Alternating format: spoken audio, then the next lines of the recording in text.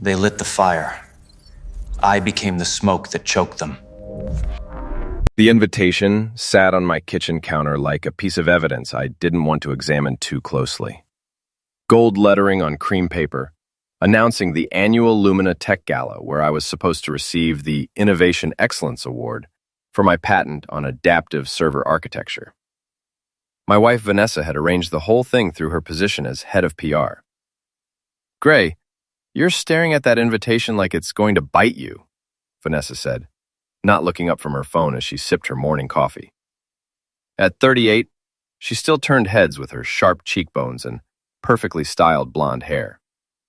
But lately, she'd been treating me like furniture that needed dusting. "Just thinking about the speech," I lied. What I was really thinking about was how she'd been working late every night for the past month, coming home smelling like expensive cologne that wasn't mine.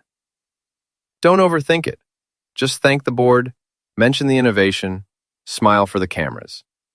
She finally glanced up, her green eyes cold. "Try to look successful for once." The comment stung because it was designed to. Ethan Gray Grayson, 42 years old, reliable mid-level executive who'd just created something that would save the company millions. But to Vanessa, I was still the safe choice she'd married when her modeling career fizzled out. My phone buzzed with a text from Doug, my best friend, and the only person at Lumina who didn't treat me like I was invisible. "Dude, you see the gossip about Cole Rutherford? Guy's been bragging about some conquest. Details at lunch." Cole Rutherford, Vanessa's subordinate in the creative department. 35, looked like he'd stepped out of a men's magazine. Known for taking risks that either paid off spectacularly or exploded in everyone's faces.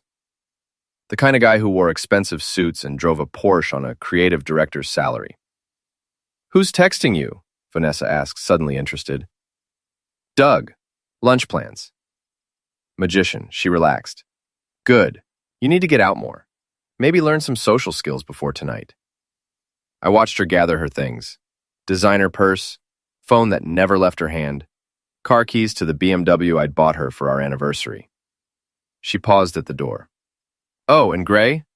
Wear the navy suit. It makes you look less ordinary." After she left, I sat in the silence of our suburban home, surrounded by the life we'd built together.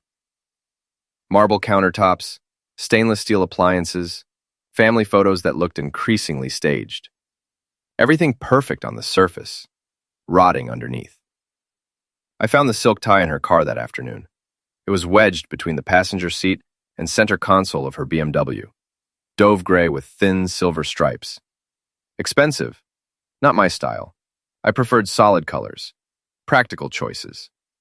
This tie screamed money and taste, the kind of accessory Cole Rutherford would wear.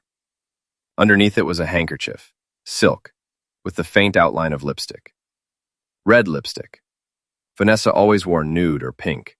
I photographed both items with my phone, then put them back exactly where I'd found them.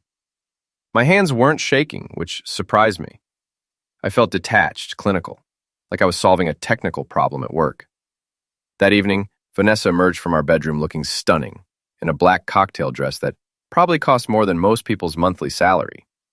She'd piled her hair up, showing off the diamond earrings I'd given her for Christmas. "How do I look?"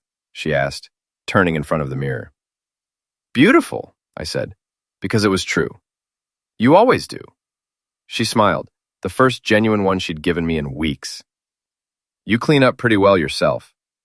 I was wearing the navy suit as instructed, with a solid red tie that suddenly felt boring and predictable.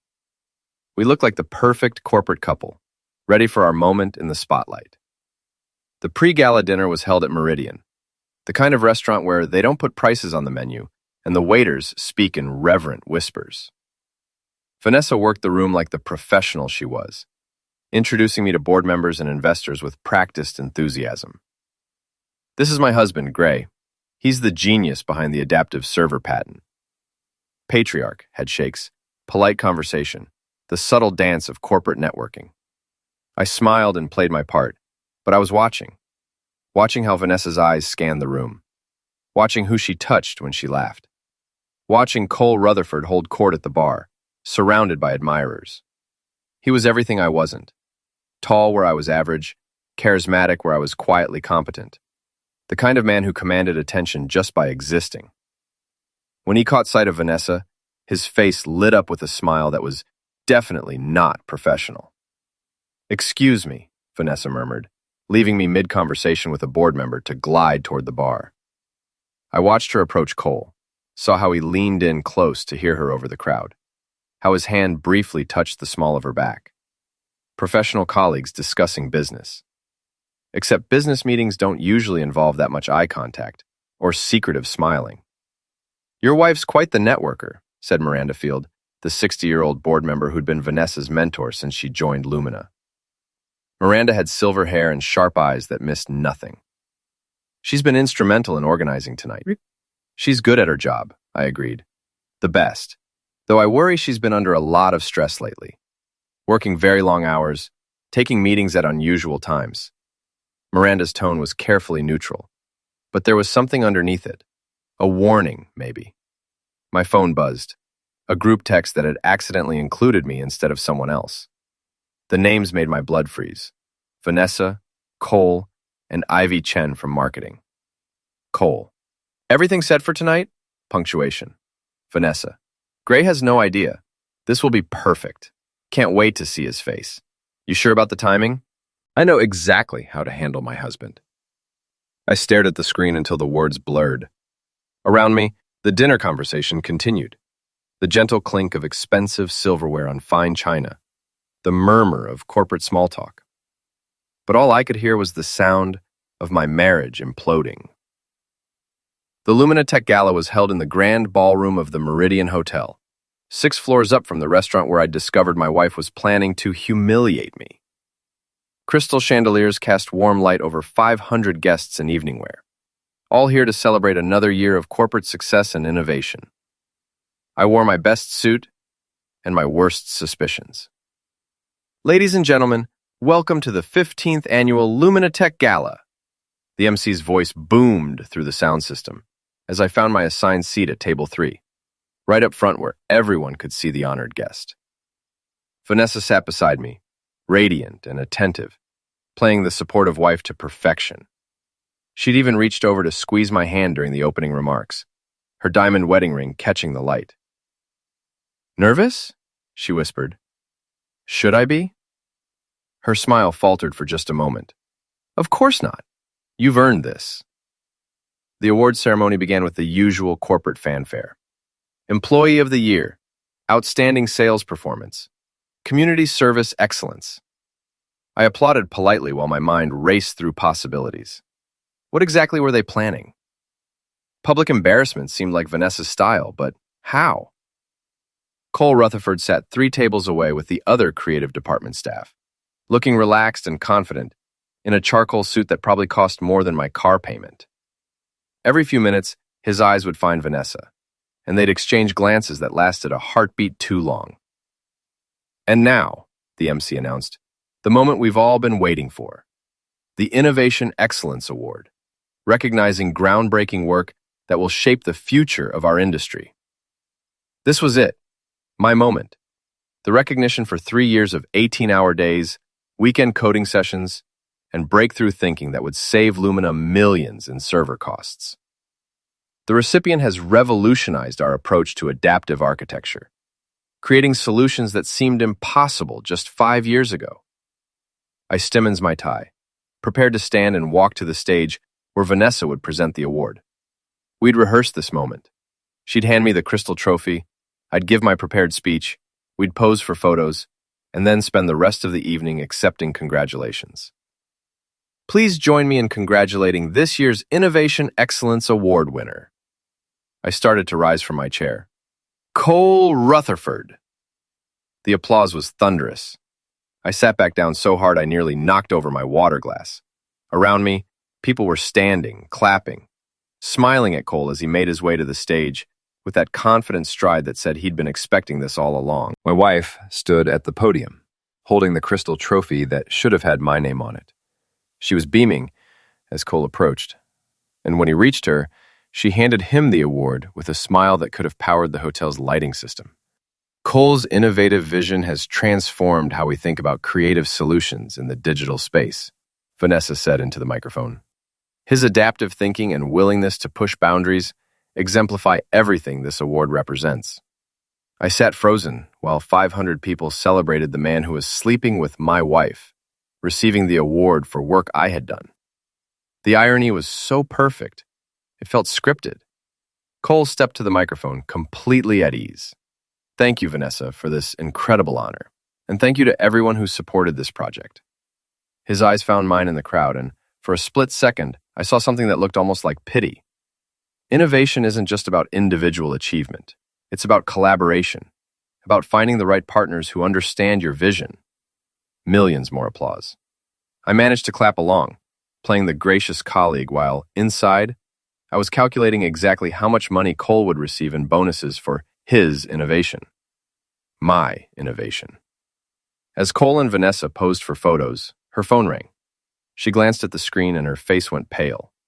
She handed the phone to Cole, who looked at it and immediately stepped away from the photographers. I couldn't hear the conversation over the crowd noise, but I could see Vanessa's expression change from triumph to confusion to something that looked like fear. She kept glancing toward the ballroom exits, like she was planning an escape route. That's when I noticed Doug making his way through the crowd toward me, carrying a tablet and wearing the kind of expression that meant he'd discovered something important. Gray, we need to talk, now. Kind of in the middle of something here, I said, gesturing toward the stage where my wife was still trying to manage whatever crisis had just exploded in her ear. That's exactly what we need to talk about. Doug pulled up a chair beside me, angling the tablet so only I could see the screen. Remember how you asked me to look into some irregularities in the project files? I had asked him that 3 weeks ago, when I'd first started suspecting something was wrong. Doug was our senior systems analyst, and if anyone could trace digital fingerprints, it was him. What did you find? Cole's been accessing your development files for months, not just viewing them, copying, modifying, even deleting some of your early work. Doug swiped through screens of access logs and file histories. Look at this. He downloaded your entire adaptive architecture framework 6 weeks ago. The pieces clicked together with sickening clarity. The late nights Vanessa had been working. The mysterious meetings. The way Cole had seemed so confident accepting an award for work he'd stolen. There's more, Doug continued. I found email threads between Cole and Vanessa going back 4 months. They're not just planning to steal your work. They're planning to get you fired for incompetence once Cole's established himself as the real innovator. Misleading. On stage, Vanessa was still on her phone, her face now showing genuine panic. Cole had stepped away from the photographers entirely and was having an intense conversation with Ivy Chen and 2 other marketing department staff members. Who called her? I asked. Doug grinned, and I recognized that expression. It was the same look he'd worn in college when he'd successfully hacked the registrar's system to change his grades. Miranda Field. Turns out the board received an anonymous tip about some irregularities in the award selection process. They're demanding an immediate review of all submitted materials. Anonymous? Amazing what you can accomplish with a secure email account and some carefully compiled evidence. Doug's grin widened. I may have also sent copies to a few journalists who cover corporate fraud. You know, just in case the board decides to handle this quietly. I looked back at the stage where Vanessa was now in full crisis management mode, trying to maintain her composure while clearly receiving very bad news. Cole had gone from confident to concerned to something approaching panic in the span of 5 minutes. Ladies and gentlemen, the MC announced, we're going to take a brief intermission before continuing with tonight's program. The crowd began to disperse toward the bars and networking areas, but I stayed in my seat, watching my wife's carefully constructed world begin to collapse in real time. She finally ended her phone call and looked directly at me across the ballroom. For a moment, we just stared at each other. Then she started walking toward me, her expression a mixture of anger and desperation that I'd never seen before. We need to talk, she said when she reached our table. Privately. I don't think so. I stood up, surprised by how calm I felt. I think we've said everything we need to say. Gray, please. You don't understand what's happening here. I understand perfectly. You stole my work, gave it to your boyfriend, and planned to humiliate me in front of 500 people. I picked up my water glass and took a sip, enjoying the way her face went white. The only thing I don't understand is why you thought you could get away with it. At her shoulder, still holding the crystal trophy. Up close, he looked less like a men's magazine model and more like a man who just realized he was standing in quicksand. Gray, listen, this is all a misunderstanding. The only misunderstanding, I interrupted, is thinking I was stupid enough not to figure it out. The Meridian Hotel's executive conference room smelled like expensive leather and fear. Miranda Field sat at the head of the mahogany table, flanked by 2 other board members and a woman I didn't recognize who was taking notes on everything that was said. Let me make sure I understand this correctly, Miranda said, her voice carrying the kind of authority that comes from 30 years of corporate leadership. Mr. Rutherford, you're claiming that the adaptive server architecture was a collaborative effort? Shing Cole sat across from me, no longer looking like the confident creative director who'd accepted my award 2 hours earlier. His expensive suit was wrinkled, his hair disheveled from running his hands through it, and there were sweat stains visible under his arms despite the air conditioning. That's correct. Gray and I worked closely together on the theoretical framework, but the practical implementation was primarily my contribution. Interesting, and pulled out a stack of papers. Because according to these development logs, Mr. Grayson was working on adaptive architecture concepts 14 months before you ever accessed the project files. Vanessa shifted in her chair beside Cole. She'd been quiet since we'd all been summoned to this emergency board meeting, but I could see the calculations running behind her eyes. She was trying to figure out how to spin this, how to salvage something from the wreckage. The logs don't tell the whole story, she said finally. Cole's contributions were more conceptual, harder to track in digital records. Mrs. Grayson, Miranda's tone was ice cold. You're not a technical employee. How exactly would you know what Mr. Rutherford contributed to a server architecture project? Hung in the air like a blade, Vanessa opened her mouth, then closed it, realizing she'd just walked into a trap. Cole kept me informed about his projects. As his supervisor, it's my job to what? Monitor technical development that's completely outside your department? Miranda pulled out another document. This is an email you sent to Mr. Rutherford 6 weeks ago, discussing our plan to establish Cole's ownership of the adaptive framework. Care to explain what that means? I watched my wife's face cycle through emotions. Surprise, anger, calculation, and finally, something that looked like resignation. She'd built her career on being smarter than everyone else in the room, but Miranda Field hadn't become a board member by being easily fooled. I think, Vanessa said carefully, there may have been some miscommunication about the scope of various projects. Miscommunication. Miranda repeated the word like it tasted bad. Is that what we're calling corporate espionage now? Cole finally spoke up. Look, maybe I was overeager to take credit, but this isn't espionage. It's a workplace disagreement. Mr. Rutherford, you accessed confidential files without authorization, copied proprietary code, and accepted an award for work you didn't do. In most companies, that's called theft. The note-taking woman looked up for the first time. Mr. Grayson, do you have anything to add? I've been quiet through most of the meeting, content to watch Cole and Vanessa dig themselves deeper with every word. But now all eyes were on me, waiting for my response. I want them gone, I said simply. Both of them. Today. Gray, Vanessa started, but I cut her off. You had your chance to talk earlier. You chose to lie instead. I turned to Miranda. They didn't just steal my work. They planned to destroy my reputation to cover their tracks. I have emails discussing how to make me look incompetent, how to discredit my contributions, how to position Cole as the real innovator. Miranda nodded. We've seen those emails. Mr. Rutherford, Mrs. Grayson, you're both terminated effective immediately. Security will escort you out of the building, and you'll receive information about final paychecks and benefit termination within 48 hours. You can't do this, Cole said, standing up so quickly his chair rolled backward. I have contracts, obligations. You had obligations to this company, which you violated when you decided to steal from a colleague. Miranda's voice didn't rise, but the temperature in the room seemed to drop 10 degrees. Security is waiting outside. Vanessa finally found her voice. This is insane. Great, tell them this is all a mistake. We can work this out. I looked at my wife, soon-to-be ex-wife, and felt nothing but tired satisfaction. The mistake was trusting you. As security escorted them out, Cole kept looking back over his shoulder like he couldn't believe this was really happening. Vanessa walked out with her head high, still playing the role of the wronged professional. But I caught her expression when she thought no one was looking. Pure hatred, directed straight at me. After they were gone, Miranda turned to me with something that might have been a smile.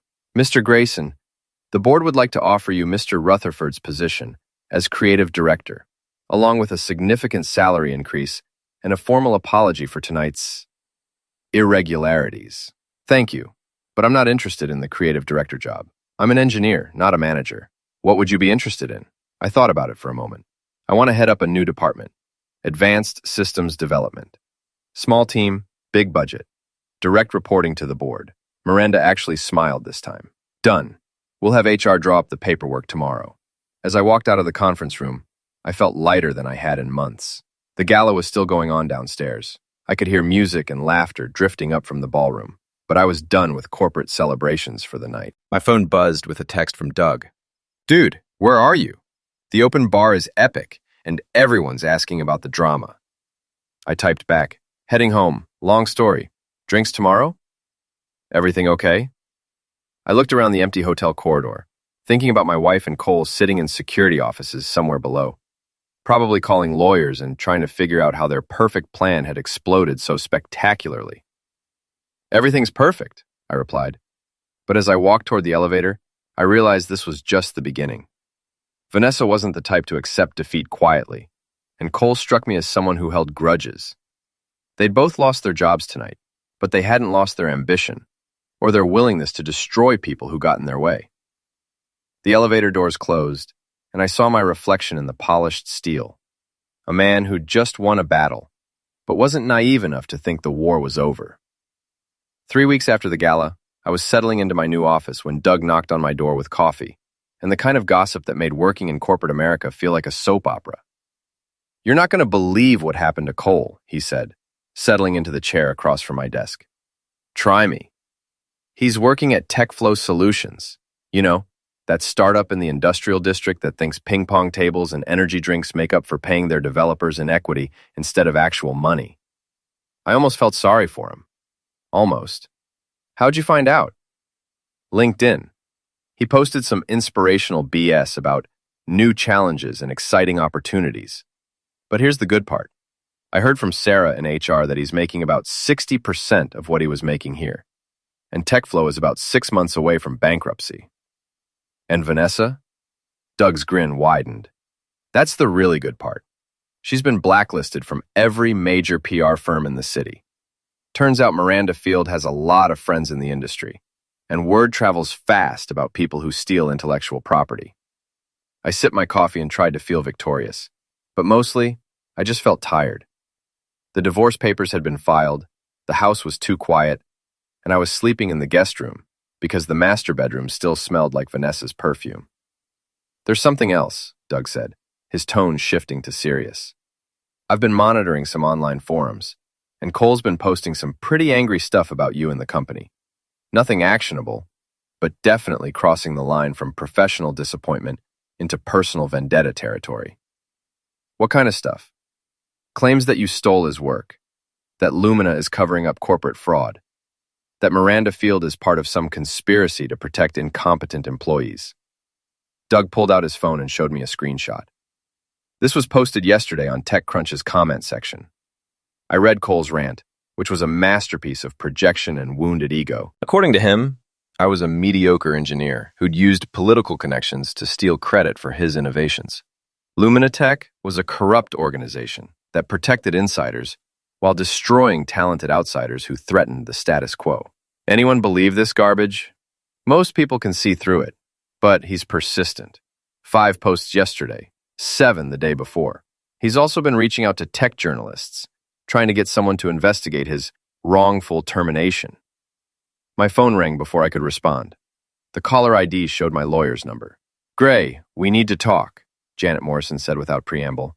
She'd been handling my divorce, and her tone suggested new complications. "What's wrong?" "Your wife is contesting the settlement. She's claiming you committed fraud by hiding assets and manipulating company records to get her fired." "That's insane. She got herself fired by stealing intellectual property. I know that. Still, I know that, and you know that. But she's hired Richard Blackstone to represent her. I knew that name. Blackstone specialized in high-profile divorces and had a reputation for turning personal disputes into public spectacles. He was expensive, ruthless, and exactly the kind of lawyer someone would hire if they wanted to destroy their ex-husband's reputation, along with his bank account. How is she paying for Blackstone? She doesn't have a job. That's what I want to find out. Someone's bankrolling this, and it's not her savings account. After I hung up, I sat in my new office, looking out at the city skyline, and trying to figure out what Vanessa and Cole were really planning. The online attacks, the expensive lawyer, the coordinated effort to paint me as the villain. It felt like more than just wounded pride. My computer chimed with a new email. The sender was an address I didn't recognize, but the subject line made my blood run cold. "You ruined my life. Gray Grayson, you think you're so smart. You think you won, but you have no idea what you've started. I'm going to destroy everything you care about, starting with your precious reputation. Everyone's going to know what kind of person you really are. Everyone's going to see that you're nothing but a fraud who steals other people's work and hides behind corporate politics. This isn't over, not even close. A friend." I forwarded the email to Doug and Janet, then sat back in my chair, trying to decide if I should be worried or amused. The email was clearly from Cole. The writing style matched his online rants, and the accusations were identical to what he'd been posting on tech forums. But there was something about the tone that bothered me. This wasn't just angry venting. This was a threat, carefully crafted to sound intimidating, without crossing the line into anything legally actionable. My phone buzzed with a text from an unknown number. "Check your Wikipedia page." I pulled up Wikipedia and searched for my name, not expecting to find anything. But there it was, a new entry for Ethan Gray Grayson, complete with a professional photo that had been lifted from the Lumina website. The entry was a masterpiece of character assassination, disguised as biographical information. It described me as a controversial figure in the tech industry, known for questionable business practices and disputed claims of innovation. The adaptive server architecture was described as allegedly stolen intellectual property, with a citation to a blog post that didn't exist. I called Doug immediately. "I see it," he said before I could speak. "Already working on getting it taken down. But whoever created this knows what they're doing. They used legitimate sources for most of the information and buried the lies in language that sounds factual. How long will it take to fix? Days, maybe weeks. Wikipedia editors are volunteers, and they're careful about removing information without clear proof of vandalism." I hung up and stared at my computer screen, reading the lies that someone, Cole almost certainly, had written about me. The entry made me sound like a corporate con artist who'd built his career on stealing other people's work. The worst part was how plausible it sounded. A casual reader would see a tech executive accused of intellectual property theft and assume there was some truth to the allegations. Even if the Wikipedia entry was eventually corrected, the damage would be done. My office door opened, and Miranda Field walked in without knocking. She looked grim. "We have a problem," she said. "3 reporters called this morning, asking for comment on allegations that you stole Cole Rutherford's work, and that the company covered it up to protect you." "What did you tell them?" "The truth, that Mr. Rutherford was terminated for cause, after an internal investigation revealed he had accessed confidential files without authorization." Miranda sat down across from my desk. "But the reporters aren't interested in the truth. They want a scandal, and a story about corporate corruption sells better than a story about an employee getting caught stealing. So what do we do?" "Fight back. But I need to know, Is there anything in your past that could be used against you? Any mistakes? Any questionable decisions? Anything that could be twisted into supporting their narrative? Obviously about it carefully. 20 years in corporate America, countless projects and decisions and interactions with colleagues. There had to be something that could be taken out of context and used as ammunition. There was a project about 5 years ago, I said finally. Budget overruns, missed deadlines. It wasn't entirely my fault, but I was the lead engineer. Detalic? Server upgrade for the Portland office. The local contractor turned out to be incompetent. The timeline was unrealistic from the start, and the client kept changing requirements. We ended up 3 months late and 40% over budget. Miranda nodded grimly. That's exactly the kind of thing they'll use. Failed project management, wasted company resources, inability to deliver on promises. But it was 6 years ago, and we eventually delivered a system that exceeded specifications. Doesn't matter. They'll present it as evidence of a pattern of incompetence and corporate cover-ups. Miranda stood up. I'm calling an emergency board meeting. We need to get ahead of this before it spirals out of control. After she left, I sat alone in my office, staring out at the city and trying to understand how my life had become a war zone. 3 weeks ago, I'd been a happily married engineer looking forward to receiving recognition for my work. Now, I was divorced, under attack from my ex-wife and her lover, and watching my reputation get systematically destroyed by people who'd stolen from me. My computer chimed with another email, this one from a journalist at Tech Weekly, asking for comment on allegations of intellectual property theft and corporate misconduct. The email was polite and professional, but I could read between the lines. They'd already decided I was guilty and were just looking for quotes to balance their hit piece. I was starting to understand that this wasn't about justice or truth. This was about revenge, pure and simple. Cole and Vanessa had lost everything, and they were determined to make sure I lost everything too. The problem was, their strategy was working. The Tech Weekly article went live on a Tuesday morning, and by noon, my phone was ringing constantly with calls from reporters, colleagues, and people I hadn't spoken to in years. The headline read, Lumina Tech executive accused of stealing subordinates' innovation. The article was a masterclass in innuendo and carefully worded accusations. It presented Cole as a brilliant creative director whose groundbreaking work had been stolen by a mediocre executive with connections to company leadership. Vanessa was portrayed as a whistleblower who'd been fired for trying to expose corporate corruption. This is character assassination, I told Doug as we sat in my office, reading the online comments. They're not even pretending to be objective. It gets worse, Doug said, pulling up his laptop. Cole's been sharing the article on every social media platform and tech forum he can find. It's been retweeted 200 times in the last hour. Scrolled through the comments section, which was filled with people expressing outrage about corporate corruption and demanding that Lumina fire me immediately. A few commenters tried to point out inconsistencies in the story, but they were drowned out by the mob mentality. We need to respond, I said. Set the record straight. With what? A press release saying, no, really, we're telling the truth. Nobody's going to believe that. Doug closed his laptop and looked at me seriously. Gray, these people are playing a different game than you are. They're not interested in facts or evidence. They want to destroy you, and they're willing to lie, cheat, and manipulate public opinion to do it. My phone rang.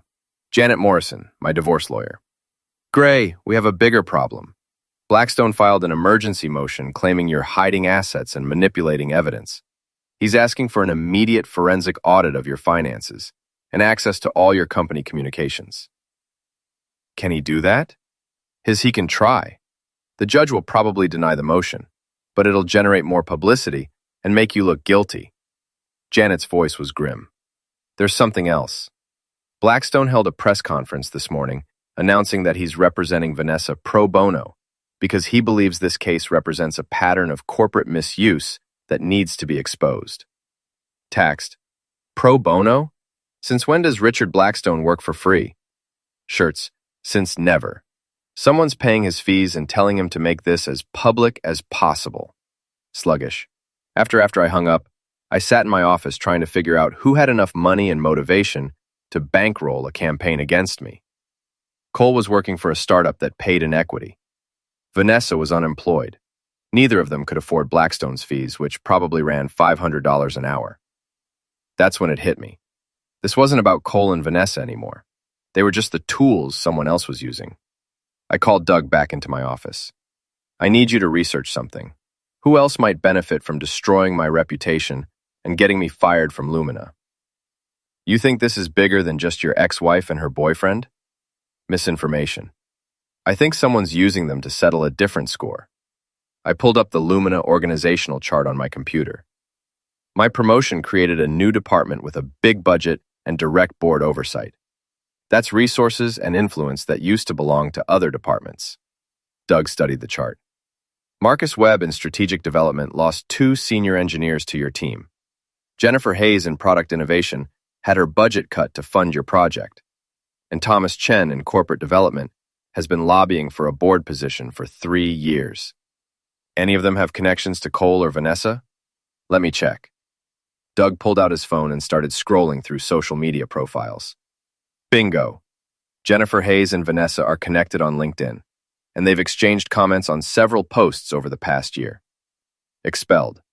What kind of comments? Propulsion networking stuff, mostly. But look at this. Doug showed me his screen. 3 days after the gala, Jennifer posted about, quote, the importance of supporting colleagues who've been wronged by corporate politics. Vanessa liked the post and commented, "Thank you for believing in the truth." It was circumstantial evidence, but it painted a picture. Jennifer Hayes had lost budget and resources when my department was created. She had connections to Vanessa and a motive to see me fail. If she was funding the campaign against me, it would explain how Cole and Vanessa could afford high-profile lawyers and coordinated media attacks. Can you prove it? Not yet, but I can try to trace the money. Blackstone's firm has to disclose who's paying their fees eventually. My computer chimed with a new email.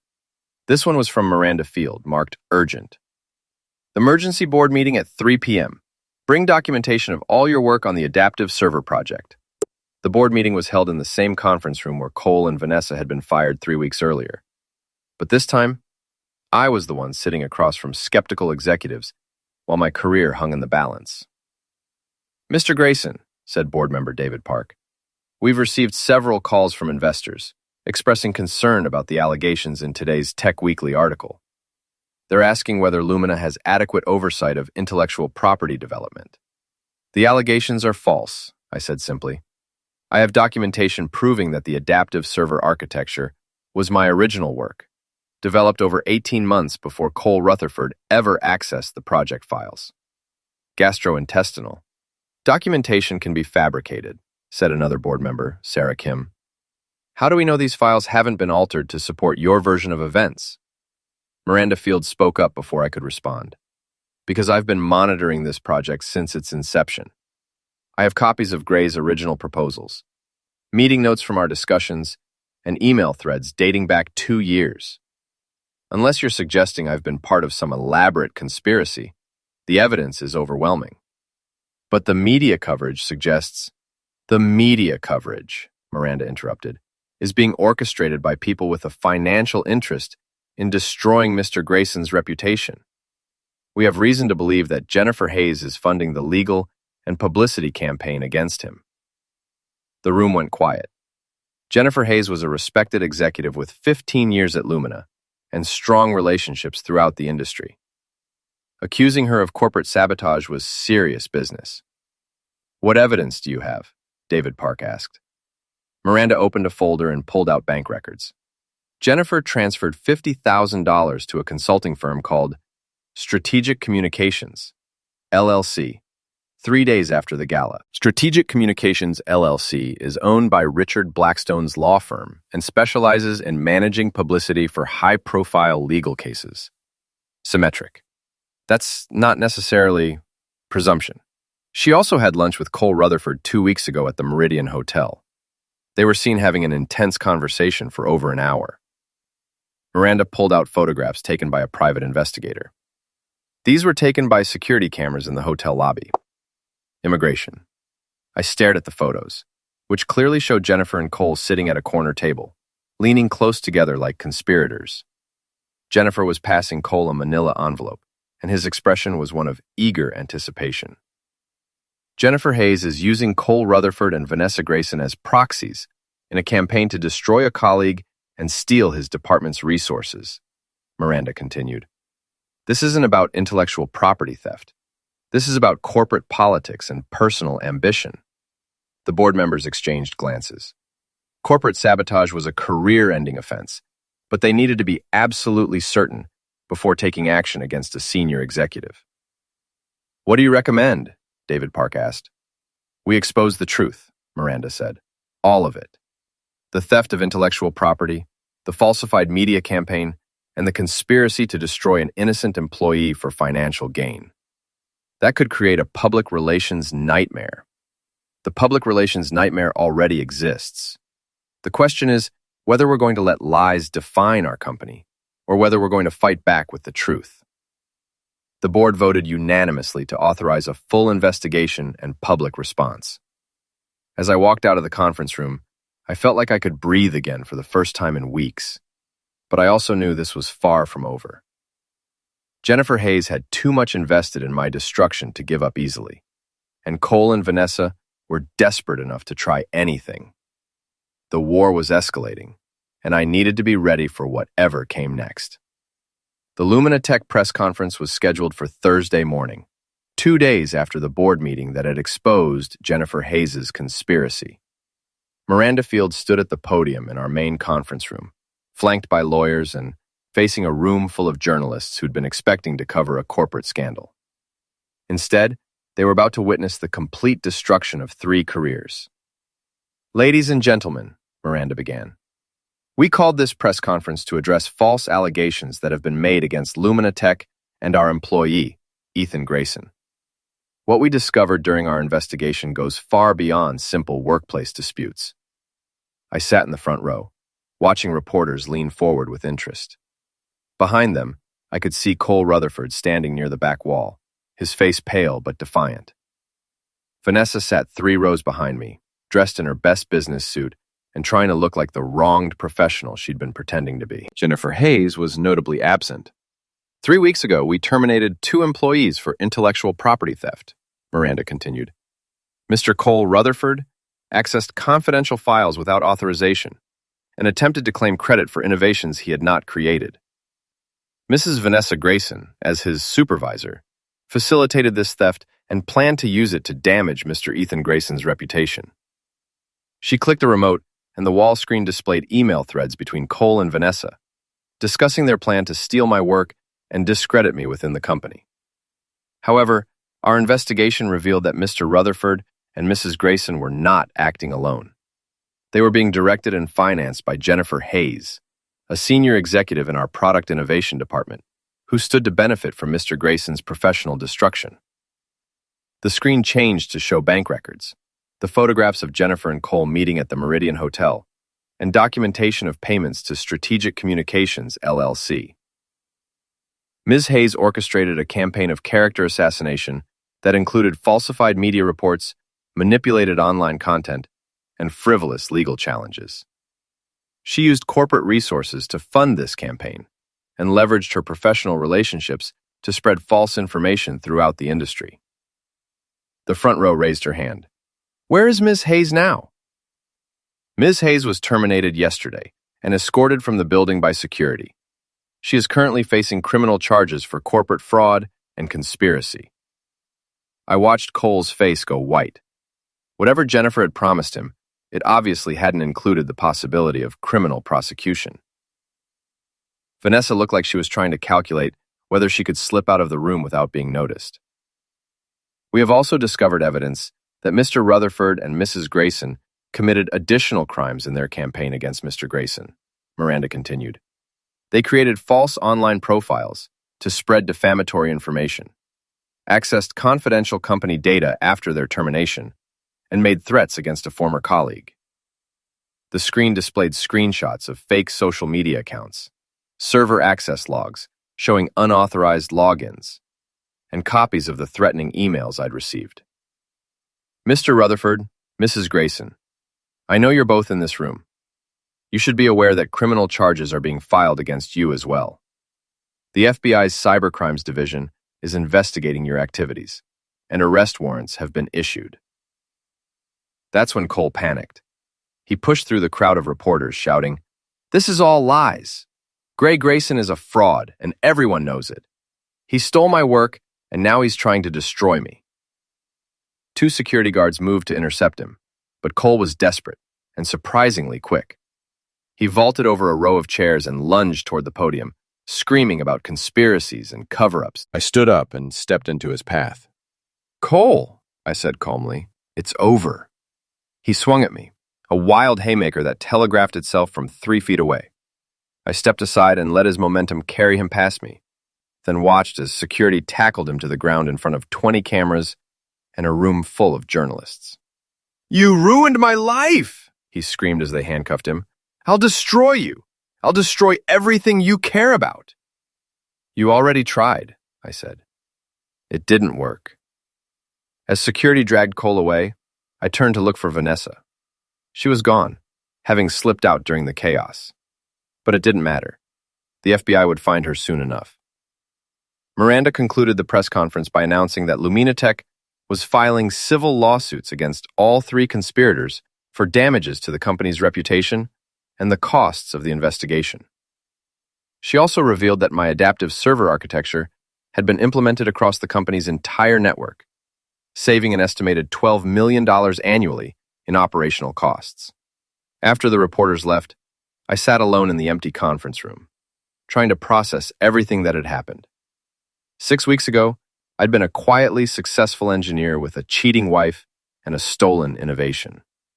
Now, I was the head of my own department, divorced, and watching my enemies get arrested on live television. My phone buzzed with a text from Doug. "Dude, you're trending on Twitter.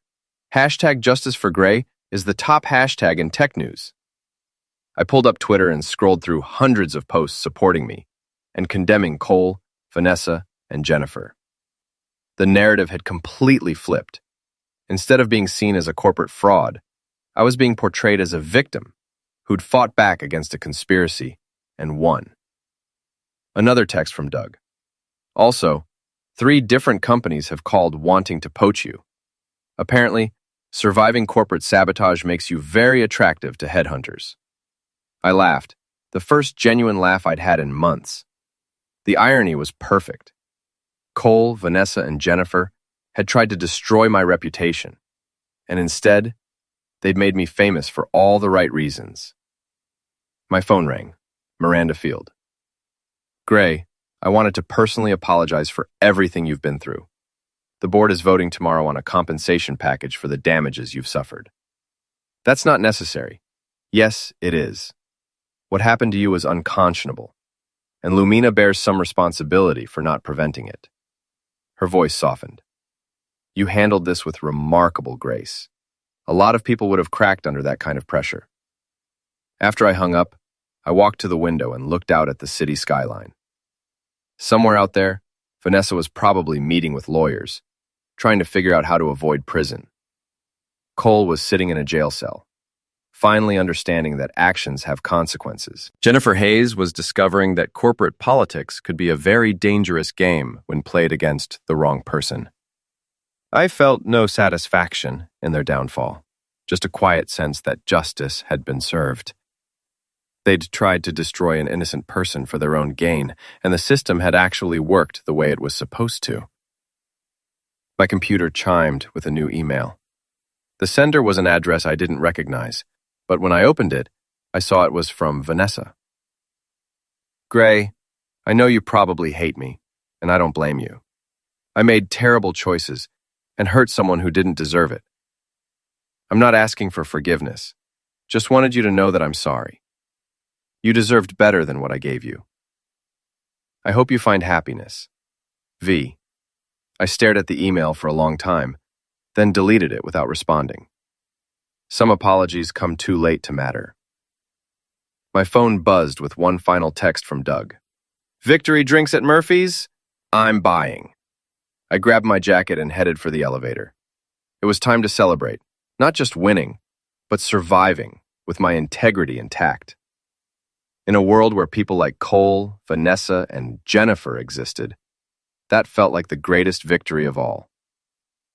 As the elevator doors closed, I caught my reflection in the polished steel. I looked like a man who'd been through a war and come out stronger on the other side, which, I realized, was exactly what I was.